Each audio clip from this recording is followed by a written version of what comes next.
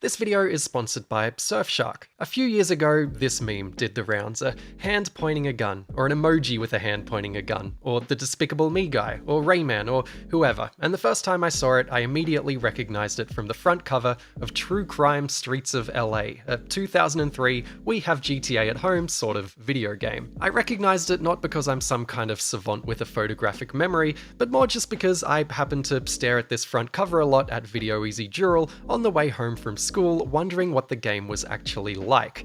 See, the thing about being a younger millennial around my age is we were kids when GTA blew up in the 2000s, and if you weren't allowed to play GTA, it felt like the forbidden fruit. You'd sneak in sessions at friends' houses, and in the school playground, GTA was talked about in terms of the things you can do in it. The measure of how good a game was at that age came down to novelty things that you could do. For example, in San Andreas, you can drive between multiple cities, or play the arcade machines, or if you mod the game, you can get yourself some hot coffee, if you know what I mean. The way we talked about GTA extended to any other game. In Pokemon Ruby, you could fly a rocket ship and fight Jirachi on the moon, only it turns out that wasn't true at all. In Halo, you could stay on the ship in one level to find a hidden marine, which for some reason seemed very spooky at the time.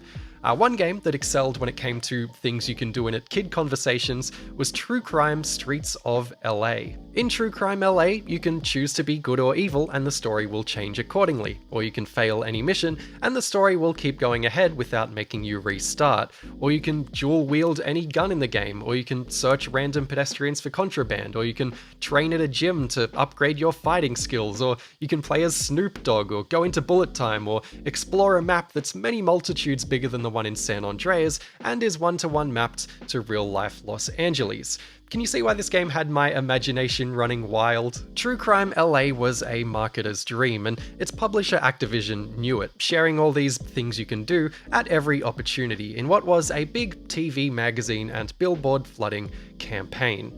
Aiding the marketing campaign was this wild voice cast. Like, I won't read out all these names, but it's nice to see a couple of Driver 3's leads here, of course, and I do want to single out respected serious actor Gary Oldman's performance in this game because they have him play two characters, both of which have him doing silly voices. Well, let's see if you can take me. Maybe I tell you. Oldman's prior credit to True Crime LA was Tiptoes, so I'd love to know what his agent was up to. For 2003, these cutscenes were relatively advanced. Dialogue is snappy, they clearly had some well-considered direction, there's lots of facial animation and mocap. Across the board, really, True Crime LA feels like a game that was designed to start a top-shelf premier Activision franchise, and to compete with the then behemoth that was Grand Theft Auto. I don't love the term GTA clone. I think it undersells the unique things a lot of games like GTA do, True Crime LA included, but on the other hand, I think this is arguably the first major crime game that was developed entirely, or at least mostly, in response to GTA 3's success.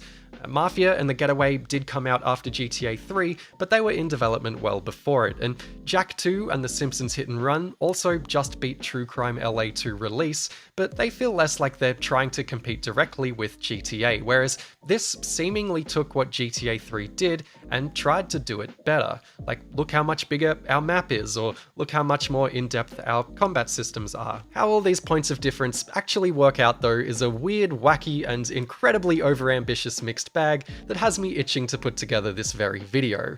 I think people look at True Crime LA in passing and hand-wave it as another forgettable GTA clone without realizing how bold and insane of a game it really was. So allow me to take you behind the lovable mess that is True Crime Streets of LA.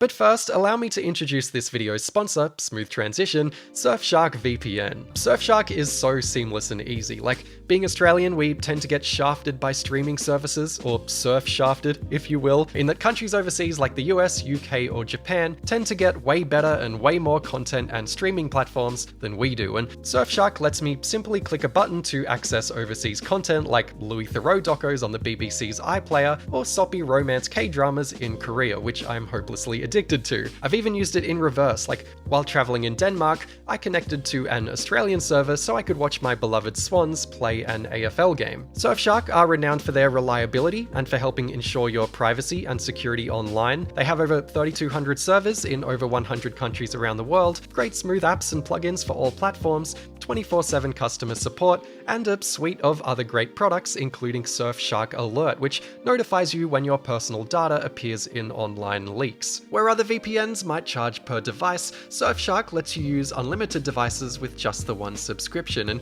not only is that subscription incredibly cheap, it comes with a 30-day money-back guarantee, and if you use my link in the description, you get an extra 4 months for free, so go check out my link, and on with the video. Driving, shooting, hand-to-hand, and stealth bits make up the gameplay in True Crime LA, which doesn't need to be said, and the driving and stealth bits are more or less what you'd expect. Nothing flashy, just functional, a bit janky feeling driving with some lock-on shooting from the car, and a handful of insta-fail sneak up behind and whack dudes missions with a tranquilizer gun that controls so bad you'll avoid using it. Shooting in hand-to-hands, on the other hand, to hands, are far more complex than you'd expect for a 2003 GTA-like. And by that I mean, you kind of have to remember what combat used to be like in GTA. To be a bit reductive, it often boiled down to press the attack button to attack in front of you, and that was kind of it. What was impressive was the blend of gameplay systems and the fresh new open world design. If you wanted a good beat 'em up, play a beat 'em up. If you wanted a good shooter, play a shooter, or a racing game, or whatever. GTA had it all, but chop up the mechanics individually and put them under a microscope, and they didn't hold up against more dedicated genre games. But True Crime's combat tries to be more like a dedicated beat-em-up or a dedicated shooter. Janky Max Payne with auto-aim, camera issues, and control issues describes the shooting to some degree, only there's no limit to how many slow-mo dives you can do, so you just spam them over and over. You can also enter first-person mode by holding down the fire button, which doesn't work when you have a fully automatic weapon, which feels weird, and is something that you'll accidentally do a lot of because you're always pressing the fire button. While aiming, time will slow down, allowing you to take a precise shot if you can wrangle with the aim sensitivity. It's much more palatable on PC with a mouse. From here, you can shoot an enemy in the limbs to do what's called a neutralizing shot, or in the head for a lethal shot, which ties into a morality system I'll dig into later. The interesting thing to note now is how much effort's gone into making this shooting feel a bit more layered. After an upgrade, your second weapon will automatically target a different enemy. You can also upgrade your default pistols and shooting skills with faster aiming and more damage, and a lot of the shootouts take place in surprisingly destructible areas in terms of physics objects and bits falling off of walls. You can tell this came out when The Matrix was popular, and the attempt to make a great shooter is obvious, even if the execution isn't all there. The right stick both selects your target and rotates the camera, which you'll never get used to, and it's inverted horizontally on console without an option to fix it. Not to mention how the camera itself will get hung up and you'll find yourself shooting at off-screen targets. On top of that, picking up weapons looks like this cool fluid action movie thing where you flick it up into your right hand, but it's anything but fluid, as you need to position yourself on the right pixel and cross your fingers in hope that it actually works. It ends up only being worth doing when you're not actively being shot at. On balance, I think that once you get a feel for these shootouts, they're actually a bit of dumb fun, thanks to the flashiness of it all and the low time to kill, but it takes a very long time to get a feel, and this definitely suffers from being a third-person shooter before we standardized how those control. At the time though, and especially considering this is an open-world city crime game with so much more going on, I think it would have been a lot easier to forgive these mechanics being so sketchy. Speaking of sketchy mechanics, True Crime LA is also a beat-em-up, where you sort of enter this fighting stance and the face buttons become punch, kick, heavy kick, and grab. Land enough hits and your opponent will be stunned, giving you a window to enter a sequence of commands which, if done right, will translate into a big heavy attack. Just don't enter them too quickly after stunning them, or they won't register right and you'll mess up the whole thing. The goal becomes stunning your opponents as quickly as you can, and since any type of hit gets you there at the same pace, grabs and heavy kicks are way too slow. Just spam the punch and kick buttons over and over, and remember at least one good combo for when they're stunned. Again, the camera can be an issue, weapon pickups are so slow that they're not really worth using, and some frustrating bosses can feel like they're cheating until you find an exploit that works, but as simplistic as this combat winds up being, I think it's also a bit of dumb janky fun thanks to some punchy mocapped animation, and especially thanks to the cool combat stages that a lot of the fights take place in. Like the shootout arenas, there's so many destructible bits, and fighting while surrounded by the flames of a plane crash or on a high-rise helipad with the glowing night city surrounding you is a cool vibe that still lands even as these graphics look older and older. Of course, in less scripted situations, you can find yourself fighting on the streets of LA, which are less densely detailed than the scripted story stages, but the open world here is really where True Crime LA begins to do something that other games just weren't at the time, where its Santa Monica-based developer Luxoflux, previously behind the Vigilante 8 games, put together this huge map using GPS data, topographical maps, and satellite images. All sequences of words we're familiar with now, but in 2003 they sounded pretty futuristic. Here is True Crime LA's map. Here's roughly how big GTA 3's map is in comparison, if my calculations are right. Here's Vice City, or San Andreas. Even GTA 5 doesn't really hold a candle here. It's so absurdly big. Just for fun, here's Daggerfall's map, but let's ignore that. You get my point. At one point, my game bugged and it didn't let me hijack cars, so I had to walk from this part of the map to this part of the map, and it took me what felt like forever. Granted, I solved a few crimes along the way, but it really dawned on me then just how insane this map is. There's a video on the channel, How Big Is the Map? That has someone beelining a run from one side to the other, and it's over an hour and 20 minutes long. And even after I'd finished the game, I kept finding areas that I'd never seen before. It's huge. Of course, it's not the size that matters, and a lot of streets do look the same. It's not exactly a great looking game when you're walking around, but the more time I spent in this LA, the more I appreciated the scope and realism of it, especially for 2003. There's still something cool about seeing landmarks and knowing that that's where that landmark is, or just knowing that you're driving on real streets and highways. Having visited LA, I did find some novelty in the authenticity here, even if it, again, looks every bit like an old video game. I did make an effort to drive across the whole map to Santa Monica Pier at one point, and found that it was blocked off by concrete barriers though, which was a letdown. I guess they couldn't get that finished in time. Detail isn't a strong suit, and pop-in on all platforms is pretty terrible, especially when you're in a fast car. You can also lodge yourself through certain walls on all platforms if you drive fast enough, which can leave you stuck in an area you shouldn't be in, and to escape you either stop and wait so it resets you, or you just lodge yourself through another wall. Broadly, True Crime LA is one of those games that feels like it's on the verge of breaking at all times, like a beta build or something. So big, janky map, loud, janky gameplay. Already, True Crime is a bit of a goofy game, but where things get real wild is with the storytelling and the branching storylines. I don't even know where to begin. Like, this is a street crime game where you go to hell and fight demons and come back like nothing happened. But let's rewind a bit. You are Nick Kang, LAPD detective, holder of the meme gun, and an extremely yappy loose cannon of a cop. Hey Johnson, since when does LAPD issue weapons to meter maids? This smug man is always talking, making jokey references to The Matrix or Forrest Gump or Jerry Springer, and where GTA looked to Goodfellas and Miami Vice, True Crime LA is more aligned with Die Hard, Lethal Weapon, and John Woo films, and it's always looking to joke about whatever's going on, with a cast of characters that slot right into their stereotypes. The most fun is Christopher Walken's George, who opens and closes the game with some lovely, cheesy narration. It's all new kids today, protecting the fools from the wise guys, the crooks from the psychopaths.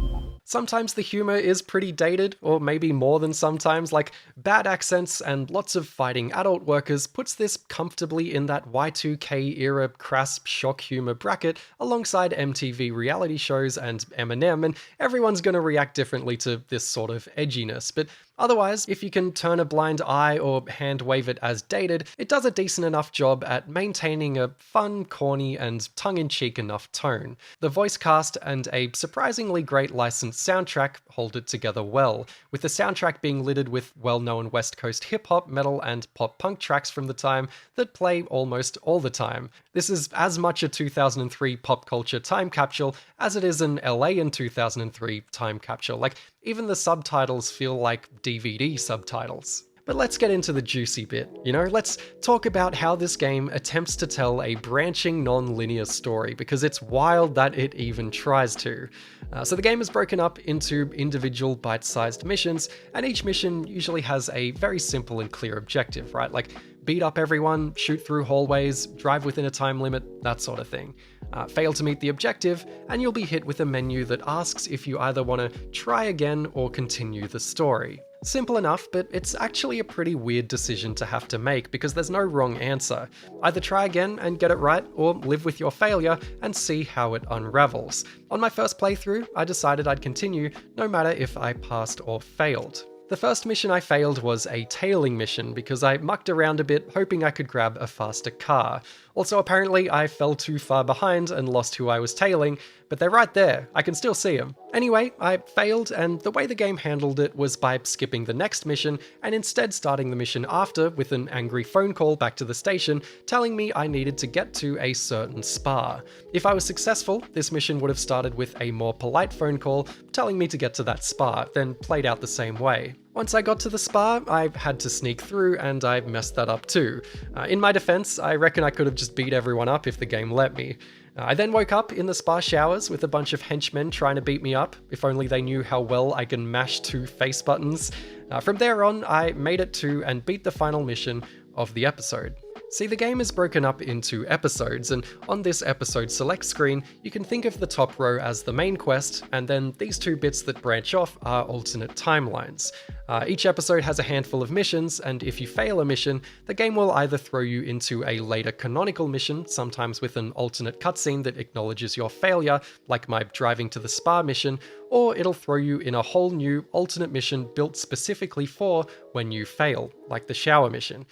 Fail any mission before a junction point, and you'll be sent down through the alternate timeline episode. So instead of continuing the main story along the top row after episode 3, I went down this way. It was pretty weird opening the next cutscene and being berated for blowing the spa mission when I still made it to the end and successfully saw its conclusion, even if the way I got there wasn't so smooth. Had I failed that final shootout, it may have made more sense. Later on, I saved my brother's life in an epic car chase with the triad chasing us, only for the game to then throw me down an alternate timeline where my brother somehow died because I failed an earlier mission in an earlier episode. Let's just say that the branching storyline thing doesn't always work. In fact, it made no sense either time it majorly branched off into separate episodes for me, which is a shame. The next mission after the spa thing that I messed up had me rolling, because Kang does this whole cover me, I'm going in, song and dance, and all his companions are like, no, don't do it, it's too dangerous, and then sure enough, he goes in and just straight up dies. Amazing. Only he doesn't die because the game must continue when you fail, so it cuts to him falling out of a vent shaft inside of the building that he was besieging, all beat up. Eventually, I made it to the top, fought a North Korean military boss guy because this game is so quirky XD, and I lost that fight too. This time though, the game actually ended, and I actually died. See, if you reach the final episode in a branch or in the main quest, only in those episodes can you genuinely die, complete with a lovely little final monologue from Christopher Walken berating you. Game over. I have only this to say. You blew it, schmuck. It's a bit of a bummer that they just reuse this monologue every time you reach a game over, but it's a fun monologue. From here, if you want to keep playing, you've got to go back and pass the missions you've failed, complete with a myriad of loading screens as you flip back and forth to the mission select menu. Complete everything on the alternate timeline to get its successful ending, and complete everything on the main timeline to continue along it. If the story didn't already feel like it had zero continuity to the point where it comes across as this quippy polygonal Y2K fever dream, jumping around to different points in the story between different timelines certainly makes that the case. At one point I died, went to hell, talked to this guy who said my story wasn't over, and he revived me back to life. Now that's how you handle storytelling in a game that lets you die and keep going.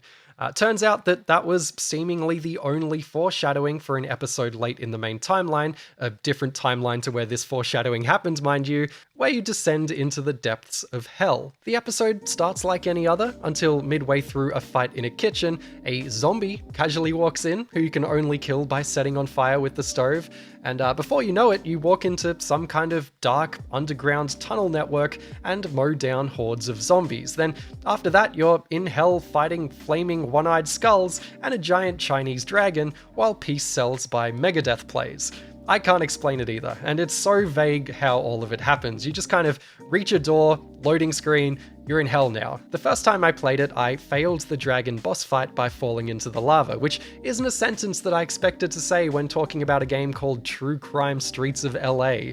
How does the game go on from me falling in lava, you might ask? Like, how does it write its way out of you dying in hell? Well, I got a loading screen, then it hard cut to me back on the true crime streets of LA, solving crimes as a punishment for messing up. If you pass every mission in an episode, you get to free roam and choose either a driving, fighting, or shooting upgrade, but if you fail, you must solve a handful of procedurally generated crimes that appear nearby to you every minute or so, usually street fights, shootouts, or reckless drivers. No explanation as to how I'm back in the real world, just go solve these crimes, I guess. Then I started the next episode, thinking it'll maybe explain how I made it back in a cutscene or something, but no, the game just pretends none of it ever happened, which honestly is kind of hilarious in its own way. Like, the game just goes off its rocker for a bit and then acts like it didn't, but between this and the branching storylines not making any sense, True Crime LA's claim to have its dynamic pathing storytelling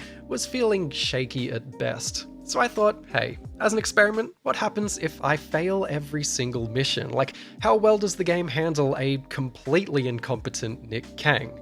Well, instead of playing the GameCube version of the game on Dolphin, I booted up the PC port of the game that came out a year after the console versions and has a lot of texture and sound issues, as well as an online multiplayer mode, we'll get to that, and began my journey of failure. Scene 1 Act 1, the target practice tutorial. I missed almost every shot. No worries, CCH Pounder just told me I can't aim, and we moved on. Very inspired move making her a police chief in LA, by the way. Also, her character's name is simply Chief, which is equally inspired. Aiming itself is way better on PC. You just have this free aim crosshair and you don't have to deal with any dodgy lock-on stuff. Despite it not being a great port, I think I'd recommend the PC version first because of this alone. Mission number 2. I had to rush to Chief's office, so instead I ran over 24 pedestrians, causing civil unrest in a sort of Simpsons hit-and-run style system where everyone turns against you once you reach a certain threshold of bad behavior. No matter, once the mission timer ticked down to 0, it faded to black, loading screen, and I got berated not for the rampage that I just caused, but instead for turning up to the Chief's office late. Cutscene continues as normal. I then drove to a restaurant where I had to fight this guy, and for a moment I forgot that I had to lose, so I got some punches in. When he won, he took my partner Michelle Rodriguez as hostage, and in the cutscene, Kang takes the shot to save her, only he misses and shoots her. Damn it! Should have put in more time at the range. It's a good bit, calling back to how bad I was at the start. From there, I'm in a shootout with the bad guy. Oh no, I lost again, mission over. Solve 14 crimes as punishment. So far, this all tracks reasonably well. It's been quite funny to witness the entire episode just fall apart scene after scene, and when the next episode started, Kang was on the phone talking about what happened. Green ticks across the board, by this game's standards. From this point forward though, it got a lot more sketchy. I lost a playful fight with my brother, and the cutscene after it played as if I'd won. Shortly after that, I failed a stealth mission, and we cut to my punishment of solving 10 random street crimes. I guess I escaped. The following episode at least had Rodriguez waking me up from presumably being knocked out when I failed the stealth mission, which can only lead me to assume I solved 10 crimes in a dream. The story continues forward like this, sometimes vaguely acknowledging when I failed a mission. They love to use a phone call to do so, and other times just moving on as if nothing ever happened, until eventually I died again in that building with the Koreans, only I didn't make it up to the boss on the roof. Now, the vast majority of my time on this fail-only run was spent solving street crimes, partly because failing skips massive chunks of each episode, but mostly because you're heavily punished for being bad at the game. The more failed missions you have, the more crimes you must solve, and I have this theory that the game is trying to be so tedious if you play it this way that you eventually give in and just start beating missions, because if you don't, the storytelling completely falls apart, except in the very first episode, funnily enough. You might remember I mentioned this game has a morality system, in case it wasn't over-designed enough already, and you'll be shocked to learn that this system isn't implemented very well. Basically, you've got a karma score. If you take out pedestrians, it goes down, and if you do good deeds like arresting people instead of shooting them, or using manual aim neutralizing shots, it goes up. It also goes up every time you do a non-lethal stealth takedown, which is by far the easiest way to grind it because you can replay stealth missions again and again if you want to. I never needed to though, so it never felt like a meaningful thing to ever worry about. Like, I'd lazily solve crimes when I had to, not worrying about how because my karma was so positive.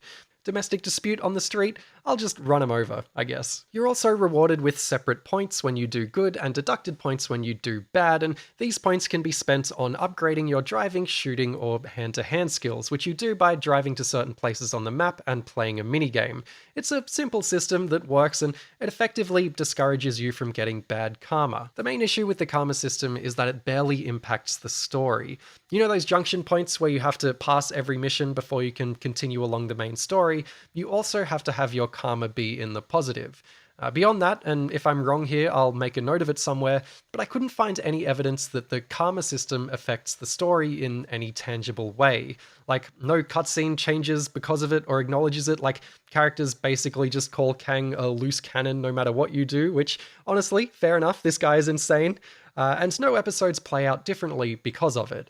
So while passing or failing a mission changes the course of a run quite a lot, being a good or bad cop doesn't really matter at all, it's just a progression check. Also, actually trying to pass every mission can be super frustrating, like random difficulty spikes and unfair bosses are annoying enough on their own, but beyond that, things like failing a stealth mission because I was spotted through a wall, or failing a driving mission because the car I happened to be driving in the previous mission carried over and it's too slow to get to the destination in time, even if I drive perfectly, is so annoying.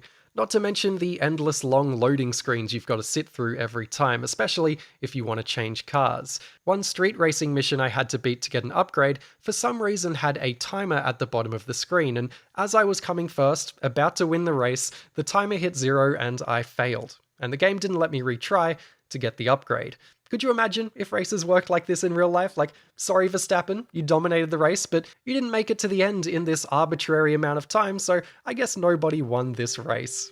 All up, True Crime LA doesn't exactly knock its branching timeline thing out of the park, or really get close to doing so, but it is incredible that it even tried to pull this off, and its dumb fun tone, dated bits aside, softens the blow on how broken its storytelling can be. The dragon fight shark jump just makes me smile thinking about it, as does the bonus Snoop Dogg mission. Collect enough dog bones throughout the city, or just use a cheat code if you respect your time, and you can run around as Snoop Dogg solving procedural crimes and get a score at the end. Why not, I guess. Snoop recorded a lot of dialogue for this, and it's always amusing how the man seems to appear in absolutely everything. In the PC version of the game, they added more skins you can play as, like Call of Duty Guy and Officer Dick from the Tony Hawk games, and like I mentioned, it added an online multiplayer mode, which a friend of mine, P. Leia, was kind enough to test out with me over LAN tunneling because GameSpy's been down for years, and frankly, this online mode isn't very good. 5 different modes with a maximum of 4 players, racing, car chasing, fighting, shooting, and competitively solving crimes. The driving modes can be fun, but because there's no traffic or pedestrians in any mode, which makes every mode feel very eerie, and no catch-up mechanics, if one player gets ahead, they usually just stay ahead. It's very hard to crash when there's no traffic, and the driving mechanics are this simple. It's cool that you can map out your own races at least, if you want to. Shooting each other feels terrible. There's barely any feedback or punchiness to it, and again, these mechanics are just too simple for it to work. Competitively solving crimes is very bizarre when there's no traffic or pedestrians. It's like random crimes just appear out of the ether, I guess, and whoever goes to solve it first gets the points. Just a weird mode. funnily enough, hand-to-hand combat actually translates reasonably well to multiplayer. I think it's more fun when your opponent isn't a cheating AI, and I think this could have worked best as a local multiplayer thing on the console versions of the game between siblings. Like, niche reference here, but it kinda reminds me of the multiplayer in the Revenge of the Sith game. As an online thing though, this is again a bit too simplistic to be worth the effort to set up. On release, these online modes were panned by critics for feeling underbaked, and underbaked they do feel. My mate and I did at least have one epic race which went down to the line where we cut through parks and took lots of risks, which was far more fun than our other races, which usually had us waiting for each other to catch up out of pity. Speaking of things no one has played in years, this also has a mobile game, which I tried out, but I could only get a very low-res version of it working, and it's just an extremely simplistic top-down Java mobile game from 2003, like you'd expect. Like, there's just not a lot to say about it. While we're at it, this also had its soundtrack release on CD and vinyl. Neat. I didn't at all expect to have this much to say about true crime streets of LA. Then again, I don't think any passerby would expect True Crime LA to be trying to do so much. Too much, really. And in a sense, this game is a lesson in what happens when a game has way too big of a scope. And in another sense, man, I'm glad that this game tried so hard to do so many things. It's so much more fascinating than it is good. Even small things like having procedurally generated crimes to solve is a little bit radical for 2003. To circle back to how I started this video, I think I would have been infatuated by this game had I played it as a kid. The virtual tourism of LA alone would have me scouring every corner looking for new things and probably actually collecting those dog bones.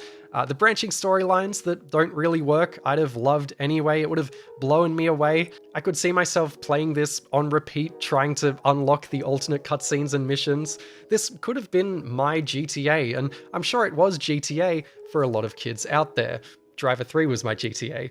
I mean, I was infatuated by True Crime LA even when I hadn't played it. Like, how can you not be? If you listed out all the things that this game claims to do and all the features that this claims to have, and said a game coming out next year is trying to do all these things, I would be all over it. And I'm so keen to check out its sequel in a future video, True Crime New York City, a game that appears to be equally insanely ambitious. True Crime LA got better reviews at the time than I recalled. I think its technical achievements and then fresh genre novelty would have paved over a lot of the cracks that show now. And warts and all, it's still such a whirlwind of a game that I'm not really sure where I land on it. Like, I talk about it with a positive tone, but has it aged well? Not really. Did I enjoy my time with it? Yes, but not always. Would I recommend it? Probably not. Do I like it overall? I think I do, and even then I'd probably still call the game a swing and a miss. I wish I could wrap this video up in a neat bow and say something definitive about the quality of True Crime LA and whether or not you should play it, but I really can't. So as it stands, True Crime Streets of LA feels like an experiment as much as anything else, and more than anything else, I'm just glad that this weird experiment happened. And there we wrap up the video. Hope you enjoyed it. Thank you for watching. Been a while since I've made a video. Felt like I was dusting off some old skills putting this video together. I started a master's degree. I'm doing a bit of software engineering, some programming stuff at uni, going back as a mature age student, which is a bit of fun. Basically, I felt like a bit of change, felt like I needed a little bit of a break from YouTube. So yeah, I paused my Patreon for a bit to account for that, but also thank you to the patrons coming up on the screen.